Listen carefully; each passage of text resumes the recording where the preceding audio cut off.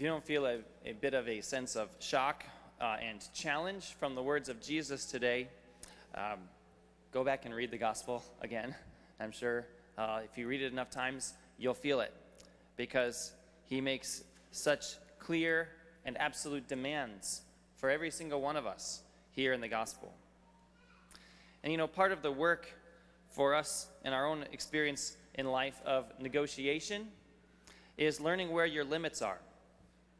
We don't really understand what is important to us and what we will not or should not sacrifice until we know when we want to say no, or when it is time to say no.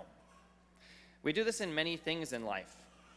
And when we don't examine those values and we don't get clear on what we are never going to give up, then we might find ourselves really unhappy or lost after making poor decisions, after the sort of the end of a bad deal, so to speak.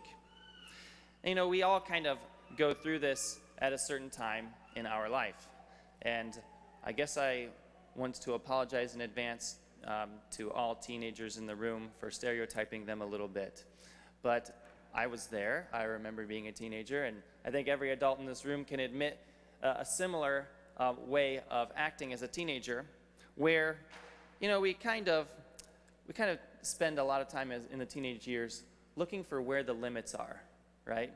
Where the limits of what our parents will allow us to do, what is okay, what is not okay, trying to find those boundaries, and sometimes experiencing in very harsh ways really where the line in the sand is. And so that is kind of a sort of a process of growing up, of learning a little bit of how that negotiation works. And sometimes we get it wrong, and that's fine. Hopefully we learn from those things. But we can often find ourselves displeased or unhappy because we get those things wrong, because we make those poor, in a sense, negotiations with what our values should be. Perhaps so often, as we do in our day and age, getting sucked into all of the noise that tries to convince us of contrary values that are different from what we learn in our faith and what we know is the truth. Values, in a sense, that take advantage of us. Advertisements that take advantage of our own weaknesses in order to exploit them for other types of gain. And this idea of learning when to say no and doing it at the right time and in the right way is the point Jesus is making for us today very clearly in the parables about planning to build a tower or engage in battle. You need to plan ahead and decide if you are ready to give what is necessary to the task at hand. And sometimes in life, we have to choose between very difficult things, like Jesus says at the beginning of our reading today. In a finite world with limited resources of time, of talent, of treasure, etc., our values will often require us to sacrifice one against the other, one for the other. Jesus makes it clear for us today that if we really want to truly be his disciple, then the choice always needs to be him. He has to be our primary value.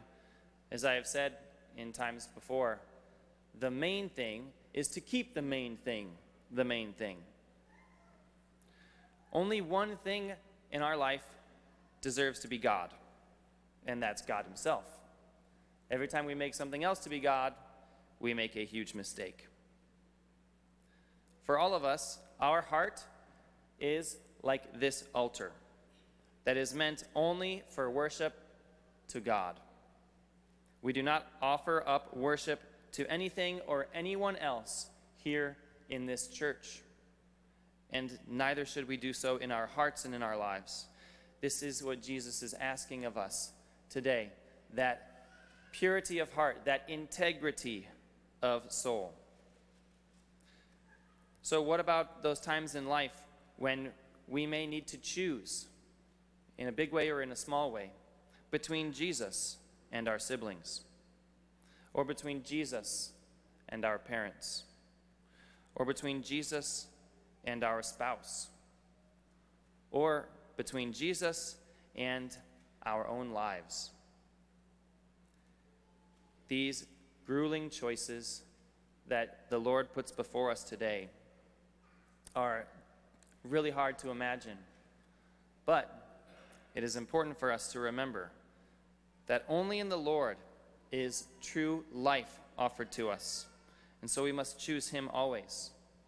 It's so easy for us in the process of weighing those values in our hearts to go for the thing that is more present to us, more tangible to us, more immediate to us, even if it is less perfect or less true or less correct.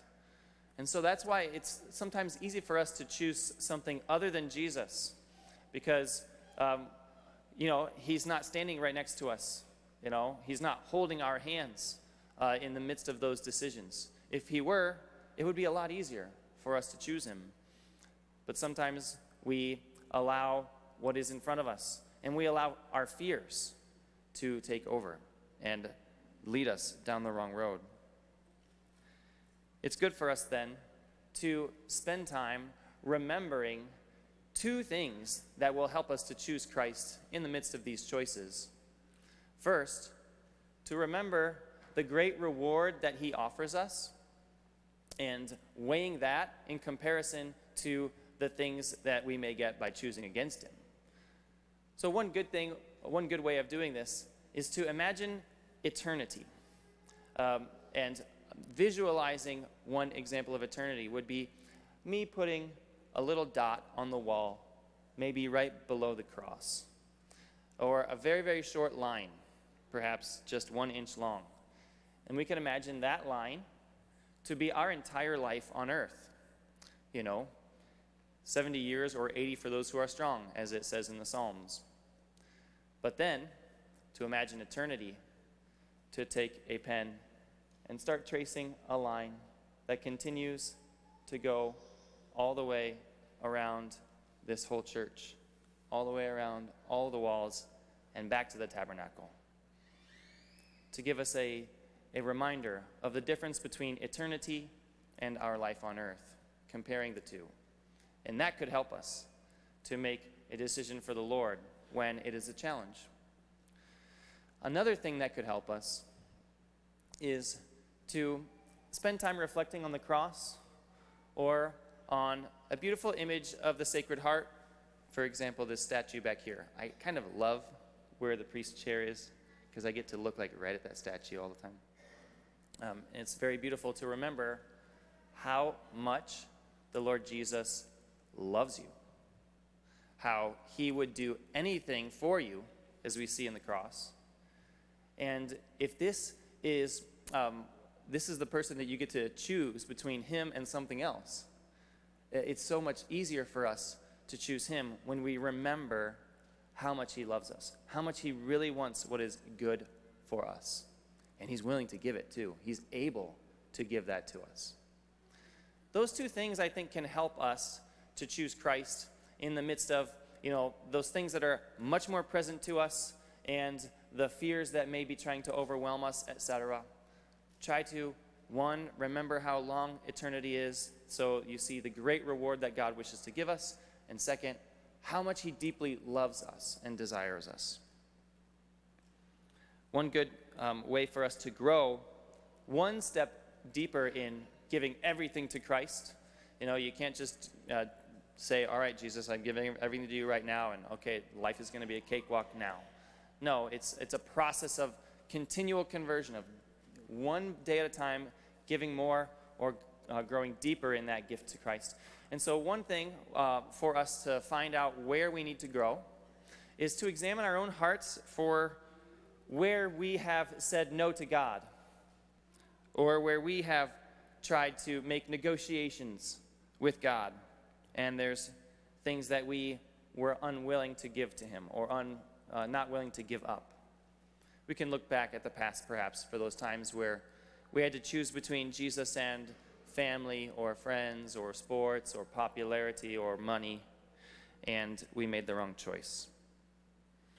When we see that, then we will see where Jesus, at this point in our lives, is asking us to take one step closer to him and one step further away from those things.